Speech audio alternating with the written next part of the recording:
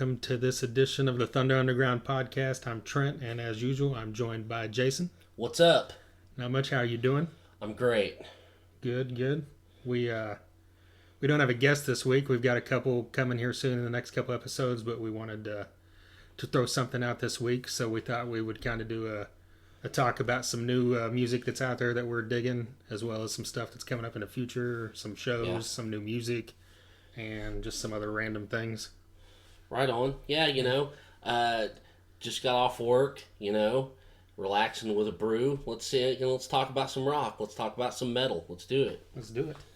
So what do we want to start this with? I lost my list. Lamb of God. Lamb of God. That a good starting point? That is a great starting point. Because you could talk about Lamb of God for quite a bit if you wanted to go into a great detail about what's been going on the last couple years. Oh, definitely. But we would assume anyone taking the time to listen to a podcast like this probably knows what Randy Bly went through and all that stuff. He's got a new book that just came out, which you haven't got that. I have not read it yet. I plan to, though. Yeah, I'm sure that's a good read because he's been on a couple podcasts recently, and the stories are great. He's a great storyteller, so I assume that the book will be the same. Oh, yeah. I mean, spending a month in a Czech prison has to be... there's a story in there. Definitely. And so he's got a lot of them. So it's got to be a great read. Yeah, and speaking of spending that time, you would think as a musician or an artist, it gives you that inspiration, I guess, to write. I don't know how...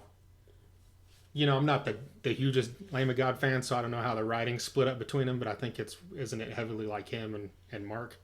Yes. Yes, Randy and Mark write a lot of the lyrics, and I can't remember, I think they all kind of throw in on the music. All right. I have read that Randy Bly has said that the new record, Sturm und Drang 7, there's a few songs on it about, his experience in when he was incarcerated, but most of that is for the book. Oh, okay, cool. So, I think, the record touches on a little bit more than that, so. All right. Well, from my point of view, this record is, I don't know where I would rank it, but it's pretty close. It'd be pretty close to the top of everything they've ever done. Yeah, I like it. I like it better than the last one. Yeah. Already. And I mean, I'm just going to say this on record, that Overlord is my favorite Lamb of God song I've ever heard. Nice. From the first time I heard it. And it wasn't even like, it's close, it might be up there. No, it's my favorite song by them, hands down. Nothing's close. Really? And I know that, I would assume for, someone that's a big fan of them would probably think that's idiotic, and that means, well, he probably doesn't really like them a whole lot because it sounds nothing like their other stuff. Yeah. But I love all their other stuff. Yeah. It's just this, I guess this is more akin to stuff that I grew up loving because it has that real, I think I told you after I first heard it, it has a Testament feel to it, and, that 90s Testament ritual kind of era. Yes. And it does. It definitely does.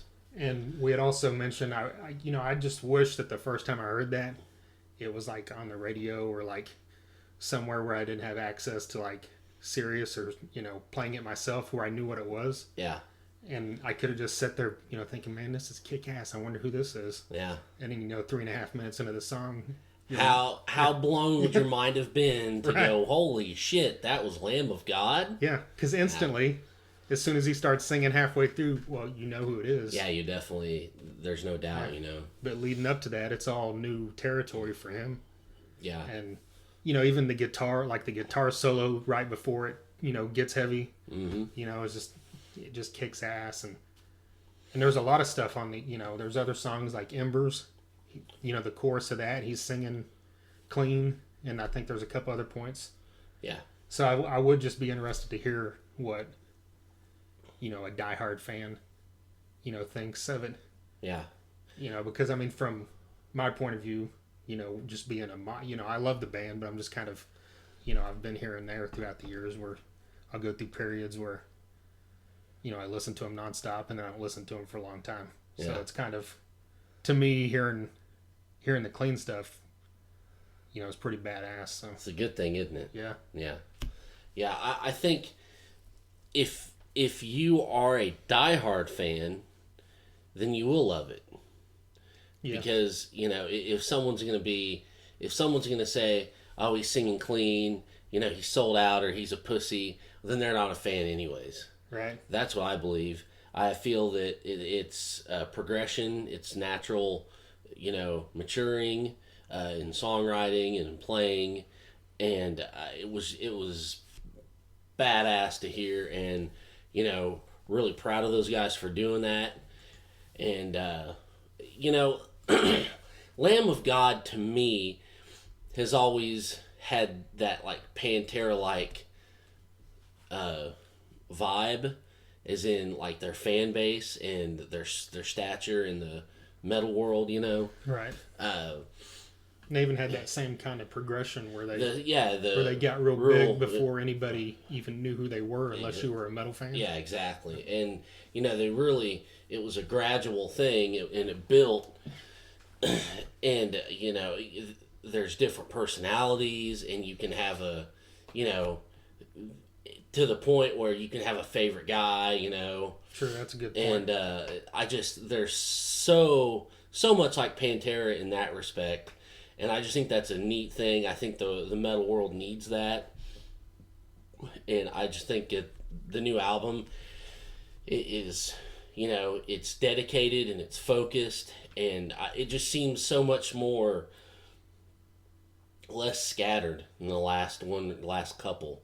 It just, I don't know. It just seems, it's like, I say this a lot, there's a feeling, something in the air, a vibe, and that sounds corny, but I don't know any other way to describe it. But I say that a lot with different stuff.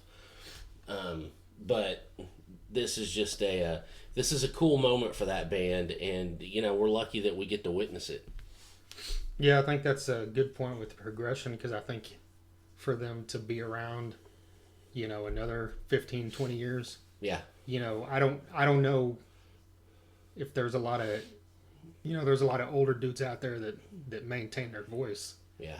But I don't know if a guy like that sings guttural like that can maintain that into like his 60s or something. Oh, yeah, no like doubt. Where with someone like Rob Halford, or Bruce Dickinson, yeah, they just work on maintaining the quality of their voice. He'd have to work on maintaining, not like screwing up his voice like Tom Kiefer's had to go through, because it's such a strain on your vocal cords. Yeah, it'd have to be. But yeah, and it debuted at number 2, right? No, I think number 3 or 2, one of those. Which is always good to see in this day and age. I know that doesn't hold as much weight as it did 10, 15 years ago because of the way the music industry is, but it's still a huge thing because it doesn't happen. Yeah. And, it's not, as metal fans, we don't hope and rely on chart positions for our favorite bands. But at the same time, when you see, one of your bands way up there, it's just kind of like a little middle finger. Right. To all that mainstream shit, and going back a few minutes to Randy's vocals, once again, the point I've always, I'm not big on growly stuff. I used to be, I went back and forth, in and out on that kind of thing, but I've always loved Lamb of God and their vocals, because no matter how guttural or growly Randy gets, you can understand every single word. Oh, yeah. And I think that's like the perfect, combination. When, him and Jamie Josta, guys like that, exactly every word, because in some death metal, you have no idea. And that's just when I check out a little bit. Right. So this is just, the perfect combination. Well, moving on to something else that just came out. Actually, this past week is a new album from the Dead Daisies. Yeah. Which this is their second album. They've been around a little bit, and they kind of, they've got a little steam behind them just based off the fact that they've been on some good tours over the past couple of years. They've been on some great tours, and they're gonna be on them still. Yeah. And I mean, for a band that a lot of people might not know about, I mean, they've been on tour with Kiss and with Aerosmith. They've been on the Kiss cruise, and I think they're doing that again, maybe. Yeah. They, right now, opening for Whitesnake. Yeah. And if you're not familiar with the band, it's kind of I don't know enough of the background. I know that it was started by two guys in Australia that aren't heavily known and like big names. Yeah. And anytime you read stuff about them, it always says a music collective. So I think it's kind of it was never meant to be a permanent, just kind of come, rotating thing. Be a revolving door, guys. Kind of like that Camp Freddy thing. Yeah. And I know, currently it's Richard Fortus and Dizzy Reed from Guns N' Roses, and why am I drawing a blank? Brian Tichy is playing drums, and Marco Mendoza. Yes. Which are both former members of Whitesnake. That's right. On tour with Whitesnake, which is kind of cool. And Mendoza also is in Black Star Riders, which is another great band to check out if you haven't. And of course, the new album features John Corabi on vocals. Which is really the icing on the cake. Yeah, to me, I mean, I'll be honest, before Corabi came along, all I had heard from them was that Lock and Load song that Slash played on. Yeah. From like a year or two ago. Well, who sang on it before? Because they're new to me, I'll admit. I don't remember the guy's name. It was one of the two guys from Australia. Oh, I see. And he's not like a household name in rock, which sounds dumb that I can't tell you who it is right here, but it was good stuff. I mean, you listen to their first album, the guy's got a great voice. Yeah. And they were a great band before Corabi, but the reason I've listened to this album for the last 4 days straight nonstop for the most part is because of John Corabi. Oh, definitely. And the fact that, that's one of my favorite singers of all time. Yeah. That song Sleep.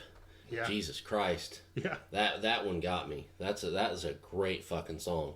And Empty Heart. Oh yeah, that song. Yeah. That was I hit repeat a couple times on that one. Yeah, that's like the first song I go to now, and then I go back and listen to the rest of the stuff. That's when you just go to that one or you hit repeat. Right. It's shit that we've talked about before, but that's how you know you've got a great song. Yeah. And the very last song on the album, called Last Night, just has this, perfect old time 70s kind of rock and roll, Aerosmith, Rolling Stones kind of vibe. Yeah. Which is what the whole thing kind of is. It's just, there's a lot of stuff that's a little amped up, a little more, heavy than you expect from the Stones or Aerosmith, but it's got that same kind of classic, just good old fashioned kick-ass rock music vibe to it. Yeah. And, coming from a fan of Corabi, it's really good to, to have him back on record singing. Singing rock music. I mean, his solo album came out a couple years ago. I love it. It's great, but it's acoustic. And before that, I don't know how many years it had been since Union. I mean, he did that 24/7 thing several years ago, but even that's been. Well, the thing is that we're such Corabi nuts. I'll say it right now, and you might agree. I don't know. If it wasn't for him being on this album, we wouldn't be talking about it right now. Yeah, it would have been something that I would have caught down the road probably. Yeah, he is the clincher for us. Yeah. And he really does deserves these slots with Whitesnake and Kiss. And, Motley Crue fucked him over. I think they threw away a good talent with him. Yeah. And he deserves to be up there a little higher than he is. So this is great to see him, playing in Finland and down in South America and opening for all these big bands. He deserves it for sure. And I mean, maybe it's taken, it's been over 20 years now since that Crew album, and he's still, in my opinion, one of the most underrated. Oh, which is basically what you were just saying. Well, what's he now, in his late 50s? Yeah. And we saw him at Downtown Lounge solo, and he sang his ass off. Yeah. And it was just amazing. And he sounded as good as he did 24 years ago, or 23 years ago. Yeah, perfect. And the other cool thing is, with the Motley Crue coming to an end at the end of this year, Mick Mars has said in a couple interviews that, he's going to continue making music because that's what he needs to do to survive, basically. That's right. And he's mentioned hoping that he can work with Corabi again. So, that's something else that, hopefully happens, because it would continue to, keep Carabby in the spotlight where he should be. Yeah.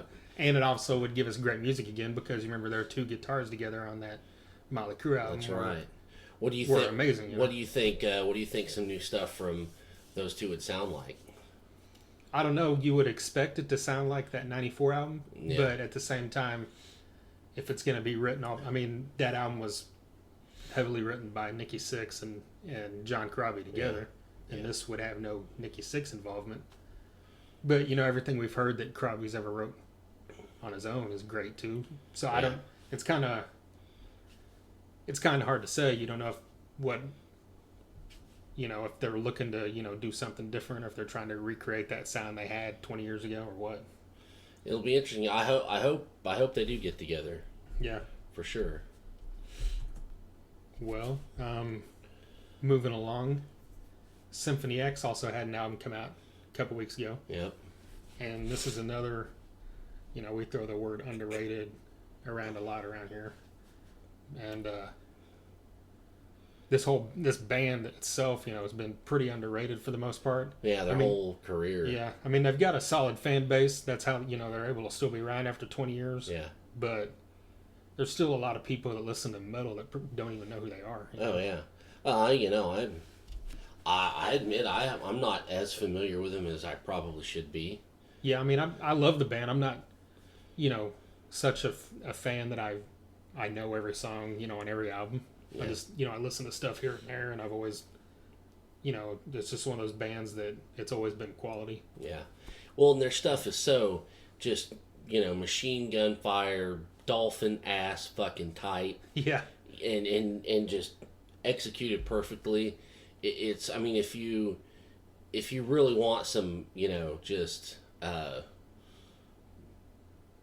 explosive, machine gun type, I don't even know what I'm trying to say. What am I trying to say? Just like badass, just metal punched in the face, and this is it for sure. Yeah, they fall under that progressive metal category, kind of like, a Queensryche or a Dream Theater, or, that kind of like. But the vocals from Russell Allen have always been great to me, because he kind of moves across, moves on different planes where he's real kind of, he's got that real rock, kind of feel, and at the same time he's got the real, he can go high like a Queensryche or a Dream Theater. Yeah. And then it's a more maintain that middle road like an Evergrey or something, where it's real, it's melodic, but it's still kind of, it's got that punch to it. I never, from what I've heard of them, I don't get a too progressive vibe. It just seems to me like, priestish, maidenish type kind of stuff. Yeah. And Primal Fear, they remind me a lot of Primal Fear. Yeah, it's a good point. And I love that band. So, that's the vibe I get. And it's just good meat and potatoes, fucking metal. Yeah. I think. Yeah, and the new album, is great. The song, I know one that jumped out at me was Kiss of Fire. And there's a couple other songs on there. They've got some of those 8-10 minute long songs, in the vein of a lot of those type of bands do. But it's definitely worth checking out if you've never been into them, or if you're an Adrenaline Mob fan, you've liked what you've heard from them. Be sure and check it out, because Russell Allen is also the singer of that band. Yes. Okay, move on to something else new that just came out recently. Is Joe Satriani. And yes. This. I'll just say my piece real quick. I listened to it once, so far, and it's great. The guy, obviously doesn't play the guitar in it, not sound great, but I can't really go into great detail, of what I heard. Yeah. He, it's always got that Satriani feeling vibe where you hear it and you know who it is, which is a good thing. But I know you've always been a bigger fan than me. Oh, well, it's... especially with this stuff in the last 10, 15 years, for me, you're going to get, I don't know, for me it's hit and miss. And that's nothing to do with his talent or anything, because the guy can play circles around anybody. He fucking taught Steve Vai, for God's sakes. Right. And, the guy is a master. But in the last 10 to 15 years, he'll put out an album that is memorable and fun and has some great riffs and some insane solos. And then he might put out, one that doesn't really grab me. The last one, Unstoppable Momentum, I really loved that one. There was 4, 5, 6 songs on there that were as good as any summer song or Flying in a Blue Dream or, Satch Boogie. And it just really memorable and just signature Joe Satriani. And I haven't felt anything from this one. Maybe I need to, come back to it later, or maybe I just need to listen to it over and over more. But so far, it's called Shockwave Supernova. I mean, it's amazing because he plays guitar on it, and that's always amazing. But, and he does so much stuff. He puts out a new record every year, and, I think for me, he's kind of getting into that Black Label Society thing where you put something out every year, and it all starts to be kind of fillerish, Right. starting to sound like filler, and Black Label Society took 5 years off, came back and did another album, and it was way more focused, and you know what I mean? Right. I'm not kind of trying to compare them, it's just the situation, it seems like. Right. So I think, I don't know, I don't know, I wish they'd do another Chickenfoot record. Right. Give Joe a few years off and then come back to a solo album. Yeah. Yeah, that's a good point about the Unstoppable Momentum, because I remember the first time I heard that, I went back to it and I listened to that quite a bit. I listened to it at work or whatever. Yeah, and it's really memorable. With this one, like I said, I liked it when I listened to it, but this was last week and I haven't went back to it since. Yeah. Well, it's like a buddy at work who, it's all him and I talk about is Steve Vai, Eric Johnson, Joe Satriani,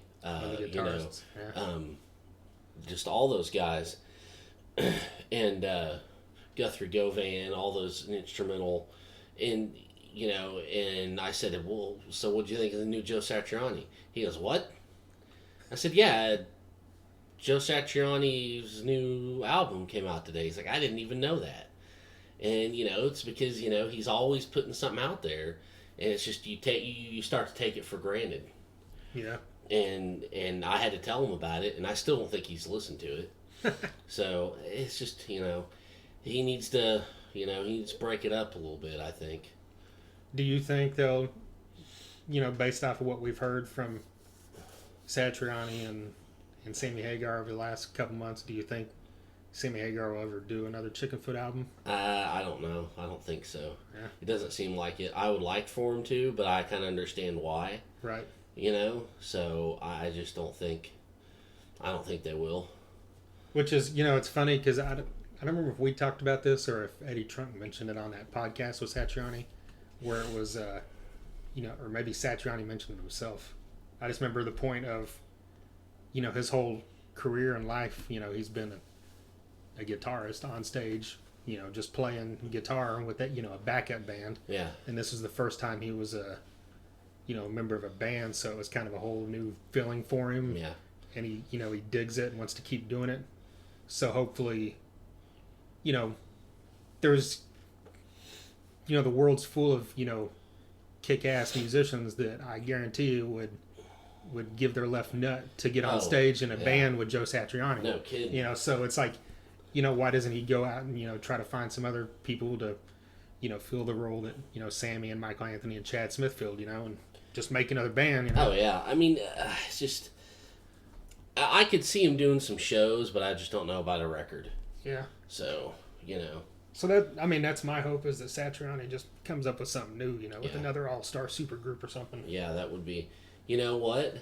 Who could, I bet there's people out there that we could make the super group right now. And we'll start putting it out there. We'll start hashtagging it. We'll tweet it. We'll Instagram it. Start a rumor that it's happening. Start a rumor, and maybe it'll take on. Maybe it'll get some people thinking. Maybe he could just join the Winery Dogs. That would be awesome. No, Joe Satriani's not a second guitar player to anybody. Damn it. That's true. No, but all seriousness, it would be It'd be cool to see him do something with a band again. John Tempesta could play drums, since he'll play drums for anyone. Anybody. Yes, that's right. And do it well. That's right.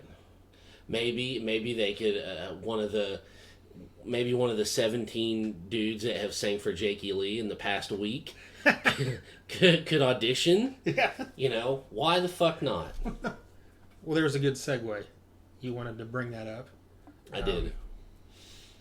That's I mean, from a fan's perspective, it's, I don't know if it's a good thing or if it's a sad thing or what, but to see that, because I know you thought that it's not going to continue, but it keeps continuing and they keep... I know. It just keeps coming back. Yeah. And I'd read something around the time that he got the third guy, I guess it was, the guy we saw at Rocklahoma. Yeah. His name's escaping me, but I'd read something. All their names are escaping all of us because we can't fucking keep them straight. Right.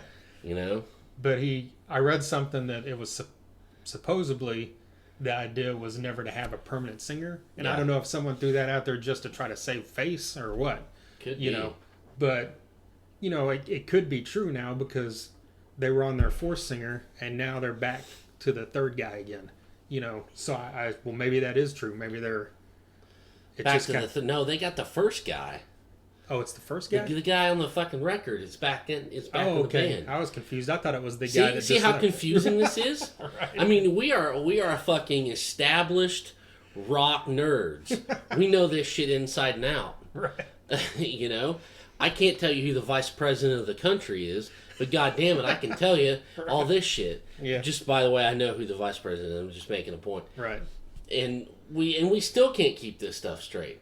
They've literally had like 5 guys in less than a year.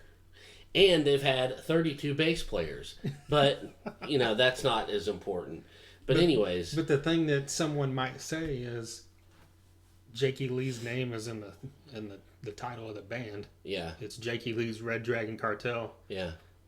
And to be honest, if you go to a show, 95% of the people there are only there to see him play Shot in the Dark. And you know what? And that's true. And you're right. Or to see him play, High Wire, whatever. The songs he's known for. And there is definitely the thought of, in this situation, the singer is not the main thing. But at the same time, when it gets to this amount, it gets a little like, what the fuck are you guys doing? Are you having bad luck? Or is it something he's doing? Or what? I know, because it's got to affect the chemistry and it's got to affect the performance somehow. I don't know. But based off of, what I know, what I've seen, or what I've heard, is the first album was great with that guy on vocals. The guy that we saw sing live at Rocklahoma sounded great. Yeah, he did sound great, but who knows? I don't know. And they're working on a second album now with that guy.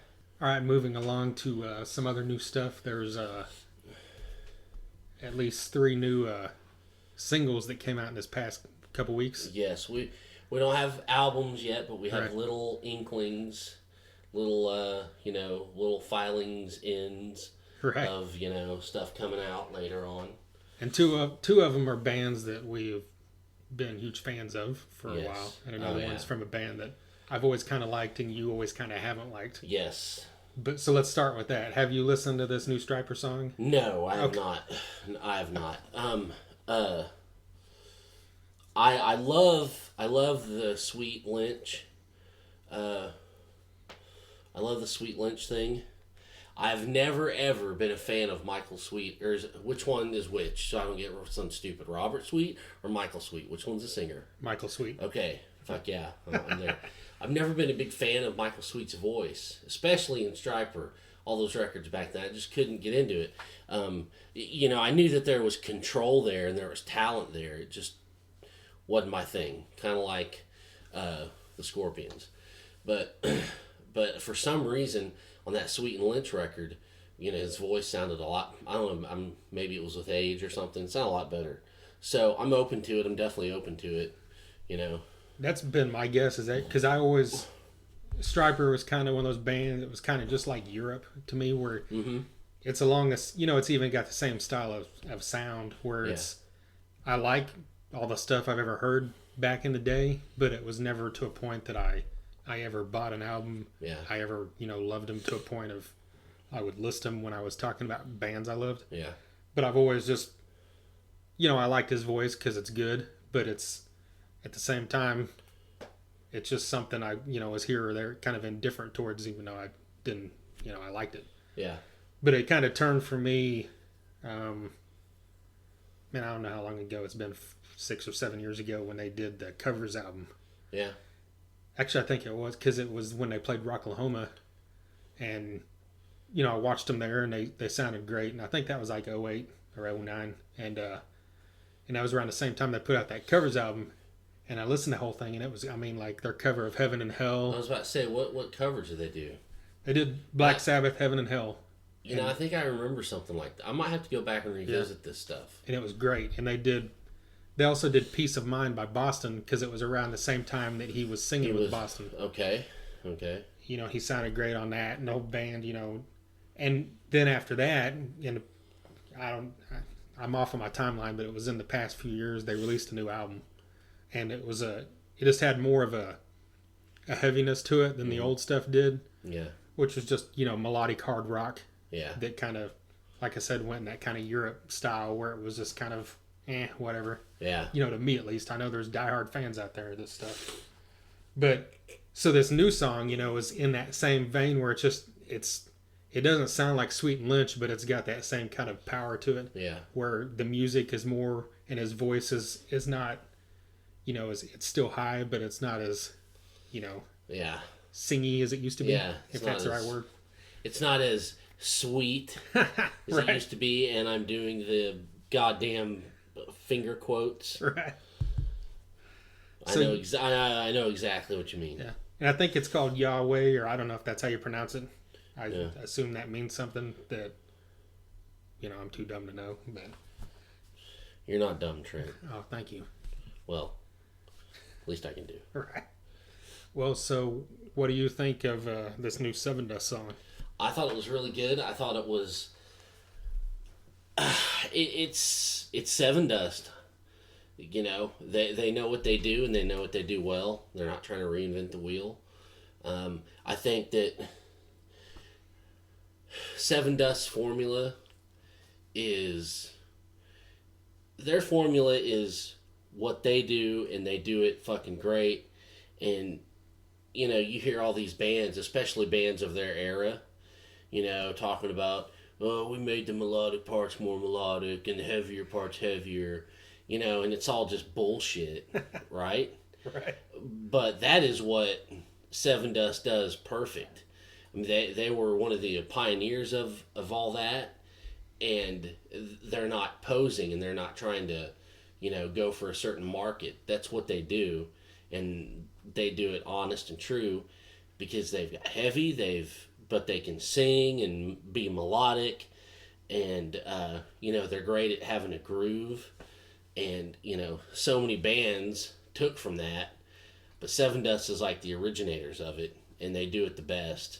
Right. And and I think that they're just like they're the... I've always thought that they're kind of like, and I don't know, I'm probably going to catch some shit for saying this, and I'm not comparing them. It's kind of like a bit ago, I was, the Lamb of God to Pantera, but, Sevendust is, they've got the same path, I think, as the Ramones in a way, where they were pioneers of something, and they're always going to be the guys, playing the clubs, playing the Canes ballrooms, and the Cotillions, when, Disturbed is playing the fucking Enormo Dome, and that's bullshit. You know what I mean? Right. And that's just... And I know that the Ramones and Sevendust couldn't be more farther from worlds apart, than any other two bands. I'm just saying that kind of their path is the same way, it seems like. They've got a solid, true fan base. They're very influential, but they never seem to just kind of get up there where they should be. Right. And, for whatever reason. And I think that, I just like that they keep doing it no matter what because they love it, and it's a great song, and it's just more of the Sevendust that you know and love, and it's they're not reinventing the wheel, but they're still melting faces, so it's good. Yeah, I always kind of thought they were their path was like a I read this way back when, but when they came out, it was kind of it was right before nu metal hit. Yeah. And then nu metal hit right at, it was probably around the same time, it was like 96, 97, right? Yeah. 97.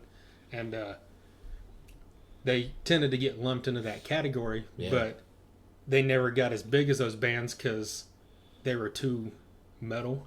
They were too like straight up metal for a nu metal fan, but they still had some of those elements that turned off the diehard metal fans, heavy metal fans. Yeah, and so they kind of fell in that middle category where, people like us that liked both sides liked them, and anyone that latched onto them loved them because they never, they were, they've been, like you said, solid their whole career. And it's kind of like it took them a while, but they came out the other end, and like you said, now they're just kind of one of those respected bands. Yeah, totally. They kind of just fit their own, even though they're metal, they just kind of, who it is because they've got that sound, they've got that amazing vocals. And and it's just, like you say, it is. And there's one thing is they don't fucking sound like anybody. Right. They don't sound like anybody. They sound like them. And if nothing else in their fucking career ever happens, they at least know that they're in that small club of bands, that small group that can say they don't sound like anybody. Right. Try us. You're not going to find somebody that we ripped off of. I think. And you can tell their influences, but they really molded something unique, and that's something to be proud of. Yeah, so definitely looking forward to that new one. That's, I think, comes out in September sometime. Yeah. Am I right? Yeah. So, yeah, if that new song's any indication, or if their past is any indication, we know it's going to be. That's right. It's going to be at least a solid effort. Right. And I might add another reason why I liked them so much. They never had a fucking rapper, and they never had a DJ. And right. That's why I think they're still around today. Is, it's just tried and true, Right. So anyways, moving on, Okay, the third single that we mentioned is from Trivium. And this one, I already forgot the name. Was it Silence in the Snow? I knew Snow was in the title. Silence in the Snow. And it's okay, Trent. When you fall, I'm there to pick you up. Well, thank you. That's why. Don't worry about it. Here, right? That's right. Well, that's an apt title because it sounds like a power metal song, and when you think of power metal, you think of snow. Snow, right? yes. Mountains, wolves, furry boots. Yeah, eagles flying around and wolves howling and damsels and maidens. Yeah, dragons. Exactly. And that's what you think when you hear this song. Yes, and it from beginning to end, that's what it sounds like. There's no turn to where his voice gets, into that guttural thing that, he does good. Yeah. And, like in Waves or whatever, Yeah. in the last few years, this is just, straight up has this power metal vibe. So what do you think? You think, I haven't read anything outside of that. I don't know if the whole album's supposed to be this way or if this is just like a track they did that has that vibe to it, or... Well, it's kind of interesting to see where the rest of the album's going to go.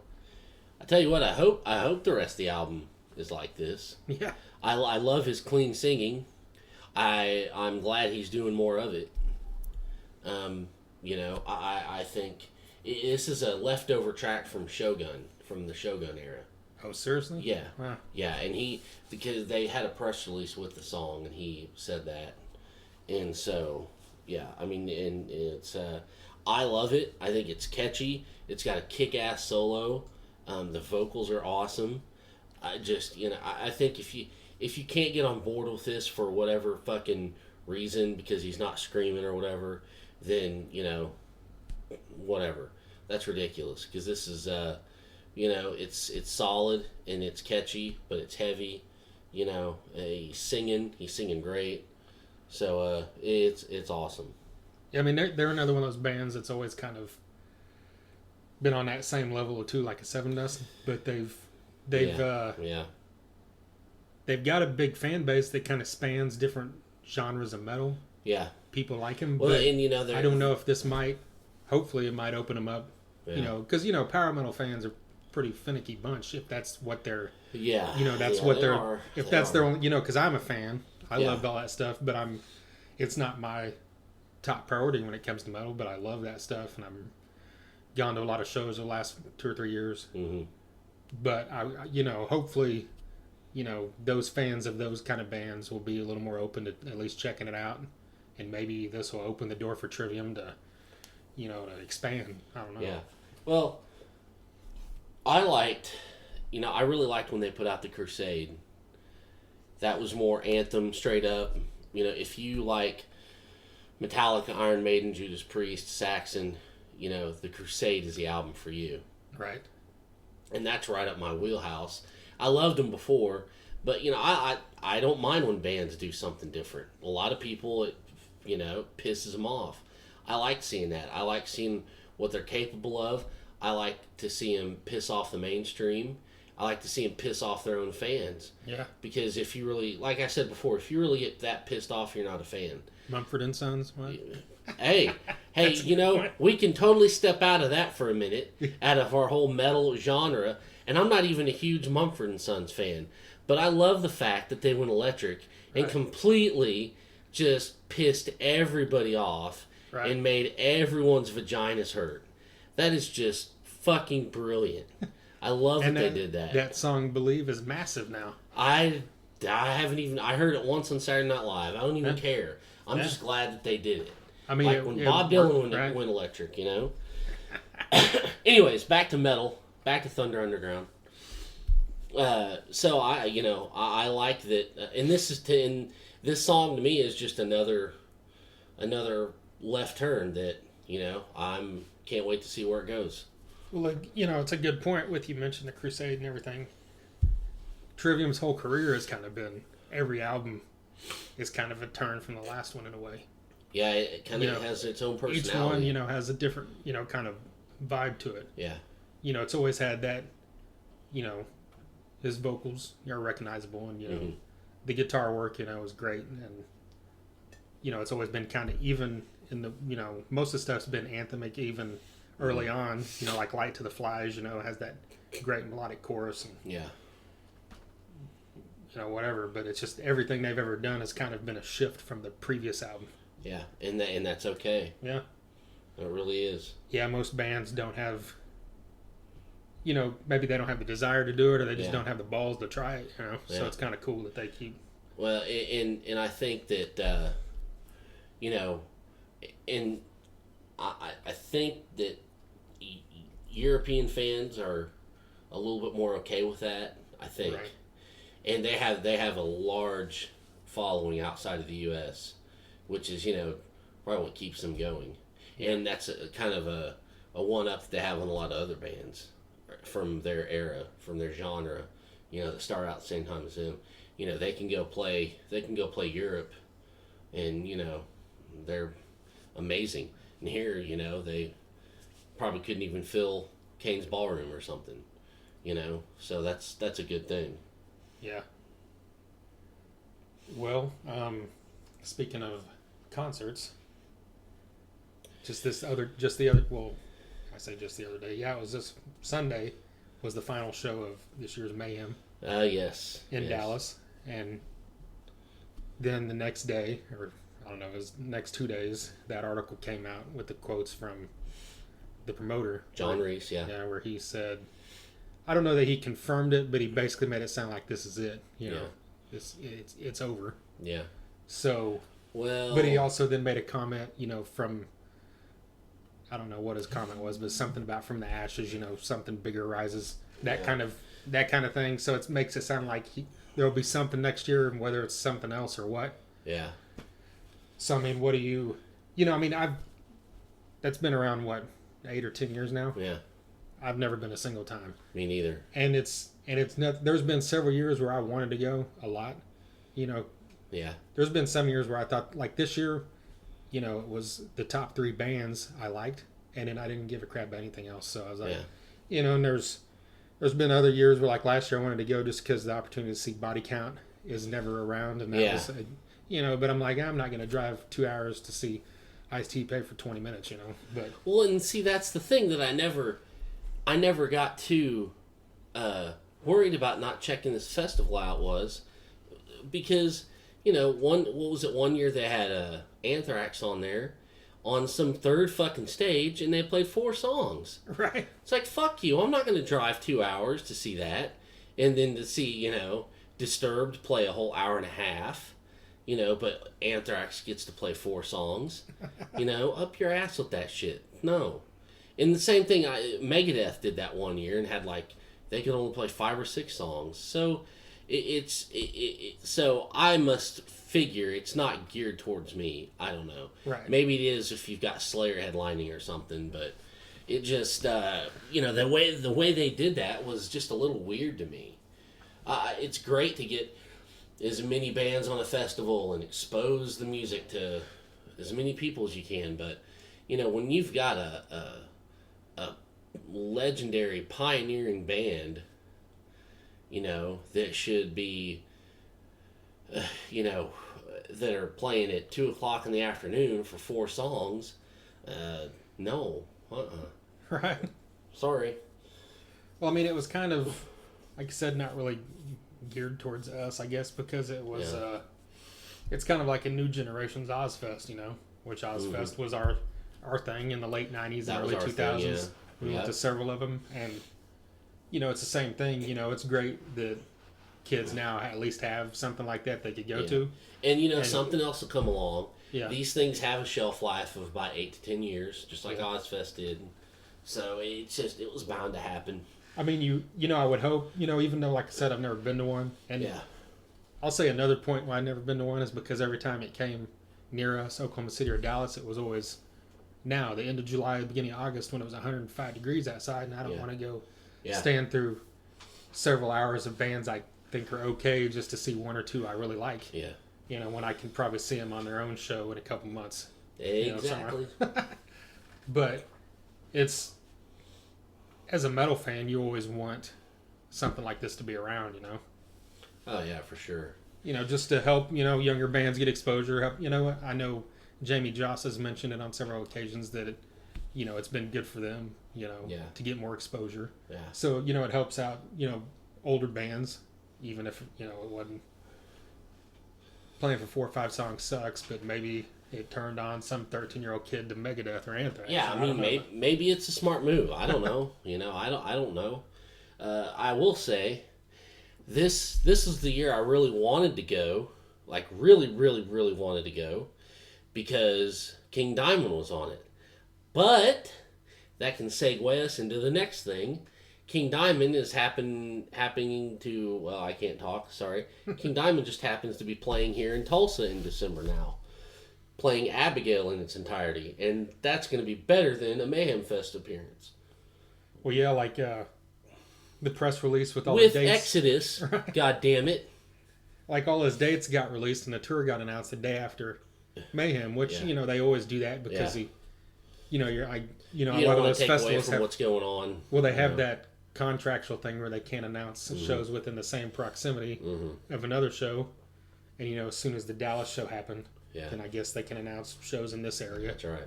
But so to be able to see him in a headline set, you know, performing a classic album, you know, in a theater, which is kind of where you expect to see someone like King Diamond. Yes. Will be a cool vibe. Oh yeah. And the fact that, you know, I mean, I know you wanted to talk about this, like kind of how we grew up and we're never really huge fans of King Diamond per se, but so. There's a little part of me that's almost a little more excited about seeing Exodus. Oh, even though because we never did see them. I was never a diehard fan of them either, but I've never seen them, and so I'm really excited to see this. So I mean, this is just a great show because it's 2 bands. It's going to be a great show all the way around. And you know, and King Diamond is one of those guys where I don't want to get too long-winded, but to break it down, coming up, I know you were, but me, I know it was just straight up, thrash, Big Four, Testament, and then, we got hit with the hair bands that we loved, and then we got hit with the grunge stuff that we loved, and we just kind of went Pantera, and all the newer breeds of stuff, that came from the Big Four and stuff like that, and that was it to us. And not until maybe the past 15 years, starting in the early 2000s, did I go back and go, I always obviously knew of Iron Maiden and Judas Priest and Saxon and Merciful Fate, but I never really, other than a couple listens, I never really got into it. And, I just decided to get into it and see what it's all about, and you end up just kicking yourself. Why did I spend my time, thinking that I need to, listen to, the third Limp Bizkit record, because I was trying to go for what was new and what was hot and, what was, when I could have been fucking listening to Merciful Fate or Saxon or Iron Maiden. And so you go back and you start digging through all this stuff, and it's just amazing shit, So, and, King Diamond was down and out for a long time. Yeah. Heart problems, surgeries, whatever, this and that. So to see him do a full set is just going to be, it's a treat, a total treat, and I'm totally looking forward to it. And, it's to the point where you wish you could, go up to these guys and apologize. Right. Yeah, I honestly, when I was younger, and even into being an adult, I just didn't like his voice. Really? I didn't hate it, but it always just kind of turned me off. And it wasn't until, a few years ago, I heard some Merciful Fate, and I'm like, oh, that's pretty cool. And I just kept listening to more stuff. Once you got deeper into it, it's just kind of like it's such quality stuff that just that eventually I was cool with it. Yeah. See, I can't really say that I didn't like his voice. I just never really heard any of it. I was that ignorant to it. Right. So when I did get into it, and if you don't like, I love when King Diamond goes up really high and hits those notes, but he's also got that badass mid-range, that is just, listen to the song he did on the Roadrunner All-Stars. Oh, yeah. When he gets that badass mid-range evil tone, you can't get any more badass than that. And so, it's just going to be great. I'm very thankful to get to see this. Yeah. Yeah, I was kind of surprised that it was coming here. I figured it would be. Yeah, I was very surprised. Because I remember whenever it played, he played Dallas late last year, I think. And we had talked about, this might be the only chance you get to see him, play a full headline set. Yeah. So luckily he's been able to get through his problems. And because I remember it was a few years ago whenever he came out on stage in Dallas with Metallica. Yeah. And it was a big deal because, he hadn't been seen in public in years. He hadn't, yeah. And he'd had the heart issues and all that. Yep. And, and also this show at Brady Theater, King Diamond Exodus, the powers are listening. If anybody, that has any kind of clout, you could have Severmind or Driver open up the show, maybe both. Yeah. That'd be a good strong bill, just saying. Anyways. But after that, before that actually, Buckcherry and the Sons of Texas are going to play the Brady Theater. Right. In September. And that's going to be insane. Yeah, just because, I've loved Buckcherry since they came out. Yeah. But getting to see Sons of Texas again is huge for me because we just saw them at Rocklahoma, and we mentioned that on the Rocklahoma review, how great this band was live. Yeah. Their debut album came out earlier this year. We're both huge fans of it. I listened to it the other day on the way home. Yeah, it's great solid stuff. It doesn't get old. It's like they're not reinventing the wheel in the least, but it's just solid, great, hard rock, heavy music, that's just... There's no bullshit. You don't have to skip around songs. It's all badass. Yeah, so that'll be cool to be able to see them, see them live again. Yeah. Maybe they're probably a little longer set. I hope so. There's someone else on that bill above them. Really? I think Aranda. Or someone. Saving Abel. Oh, so that's when I'm going to go take a piss and grab about 18 beers. So as for Buckcherry, when's the last time you've seen them? God, I don't know. I really don't know. Was it at that festival with Shinedown and Static X in Oklahoma City, or we saw them at King's Ballroom? Well, no, they played Rocklahoma after that. Oh yeah, Rocklahoma. Yeah, that's been 3 or 4 years ago. Now, yeah, we did see them at Rocklahoma. That's right. Well, and I saw them after that. I saw them at Bill Street in Memphis. Yeah, did they have a new record coming out or anything to promote, or are they just keep going on tour? Yeah, that's another single we could have mentioned. They had a single come out a few weeks ago. Really? Yeah, and I think the album comes out. I'm missing that. I'm falling asleep on that one. I didn't even know. It's called Bringing Something Back or something. And really, I mean, it's good. It sounds like classic yeah. Buckcherry, I guess. Well, and they're another band that they always get lumped in with the all those watered down radio bands, and I hate that because they're more rude. They've got more. They're raw. They're powerful than that, and I just hate that people lump them in there with that. I've never understood that. Yeah, I guess it's because they had their couple big hits with Crazy Bitch and Sorry. Yeah, and but still, those don't sound anything like all that. That's true. Watered down. Just stupid shit. Yeah.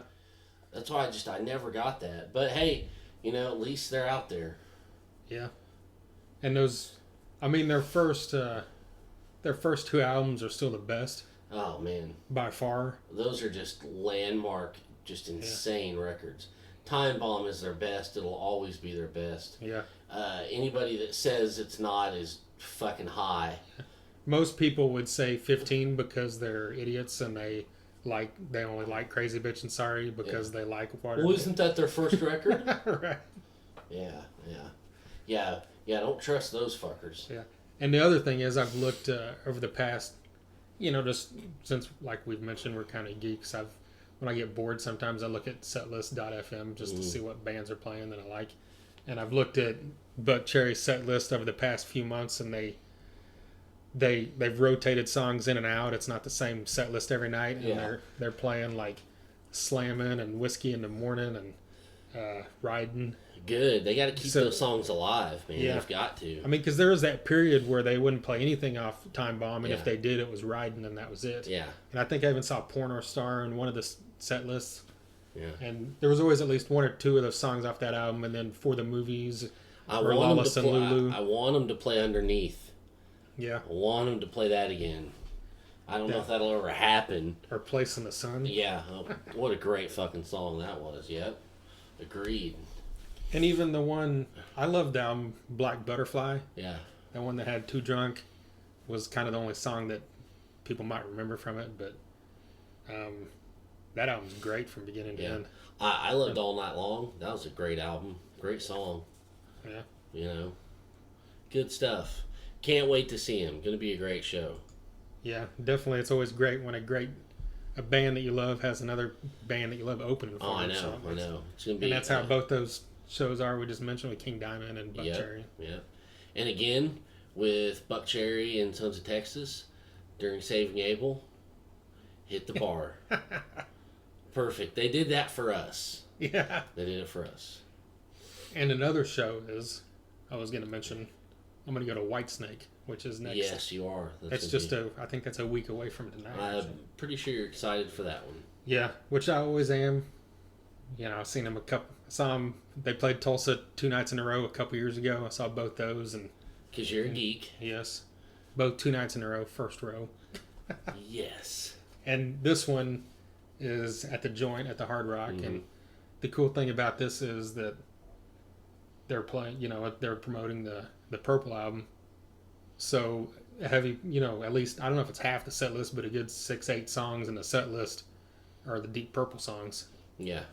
So that's going to be cool, because they've always, Whitesnake's another band that they've got tons of radio hits, but they don't play them every show. Yeah. And he I think he's one of those guys that sticks to the same set list throughout a tour, but every tour it's completely different from the last. Yeah. So it's never gets stagnant. Yeah. Like Iron Maiden does or something. Yeah. Or it's always kind of themed or something towards an era. Like his last one was themed around that. The '84 album with John Lord and John Sykes and all those guys. Oh, yeah. So it was heavy on that album. And you're gonna get you're definitely gonna get a treat this time around. Wish I was going. I was going. Joel Hoekster's first tour with them. Yeah, so there you go. Be interesting to see. For sure. So I guess the last main thing we wanted to talk about was Ratt. Oh man, how could you almost let me get away without talking about this? And people be like, "Well, what's there to talk about Ratt? They don't have anything new." Well, there's new situations, which is kind of the hell you say. There's always something to talk about with Ratt because one of them always running their mouth. Yeah. Whether it be Bobby Blotzer or Stephen Pearcy mainly. And let me just give you my opinion, which probably doesn't mean anything, but a lot of them run their mouth without saying anything. Right.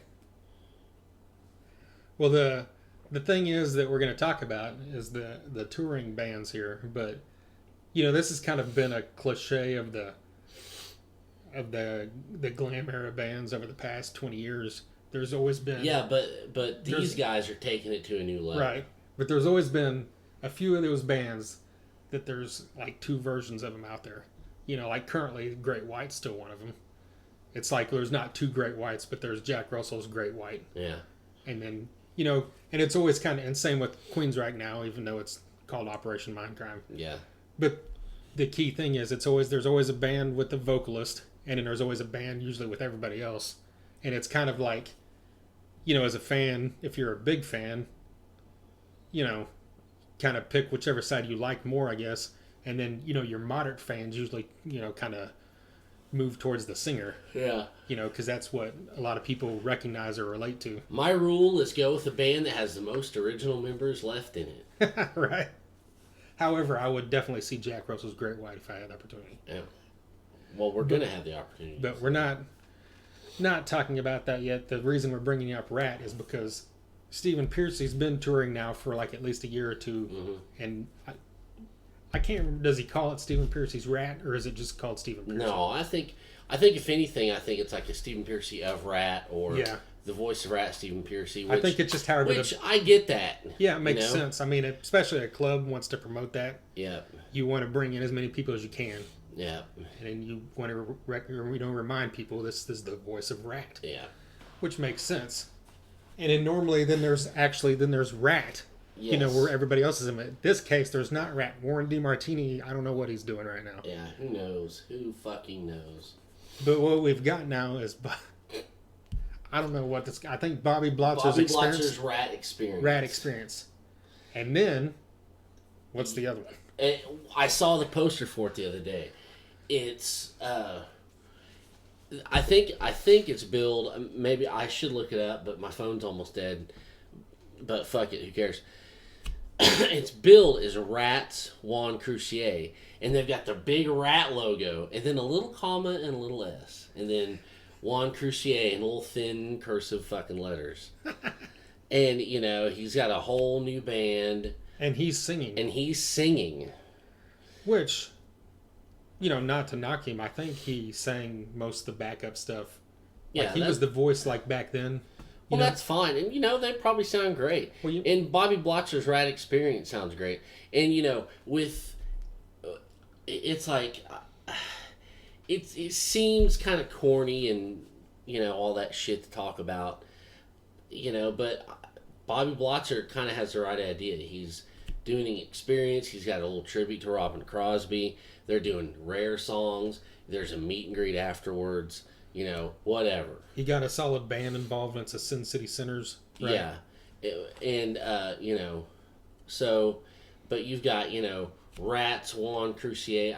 I mean, I don't know. I guess it's all cool, but, it just seems to get a little silly at this point. It just seems to be getting a little silly. Which, I mean, you can't really knock the guy for, like, hey, you know, I mean, if he wants to go make money, if people are going to show up. Yeah. You know, because, I mean, if you're a big Ratt fan, that'd be cool to see because, you know, he was gone for a long time. Many years. He wasn't even back until the last, year or two, right? Yeah. Which one do you think will do the best?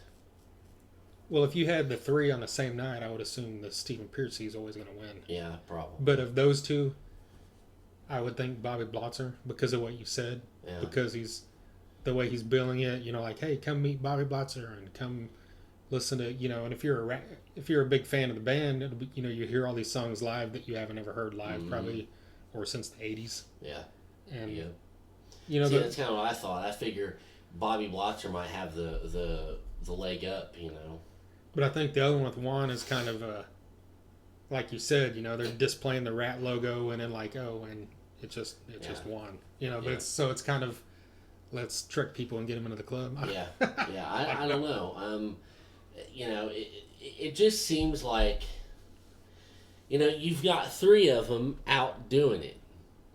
Well, let's check our egos at the door, put on our big boy pants, and figure this out. Because there's tours to be had, there's money to be made. The last record they all did together, Infestation, was bad fucking ass. You know, and bands from that era, they don't come out with new records and do that good and get accolades like that. Because the shit isn't that good. Right. I can think of 2 records from bands from that era, new records, that were like, you know, wow. And that's Rockaholic by Warrant and Infestation by Ratt. You know, and Infestation was even bigger. I mean, they had like, you know, they had legit people, you know, just applauding this album. And, you know, they let it go all to shit. And it's sad that they can't, you know, check their egos at the door and, you know, do the right thing. Yeah. You know.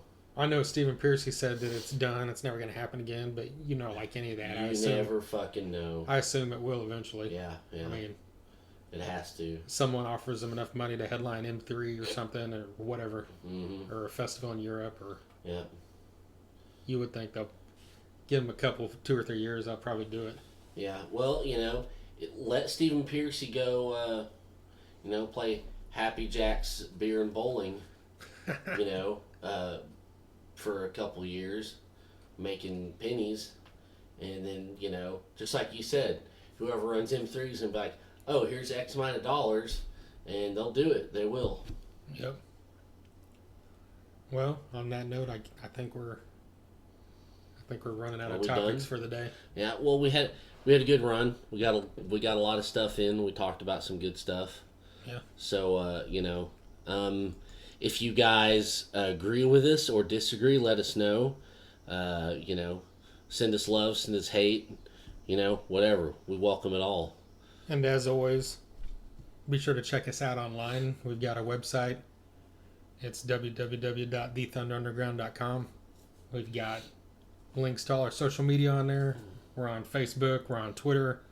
We're on Instagram. We're also on YouTube. We've got a YouTube channel where we post playlists for every episode, and we'll post one up there for this. Just search for episode 13. You can hear some Ratt, some Sons of Texas. That's right. Some King Diamond. That's right. The new Stryper, the new Sevendust, and everything else we talked about. And Trent might even throw in the new Mumford & Sons song for you. There you go. Because I know y'all are fans of that. Yes, and it's very topical to this episode. So topical. Yes.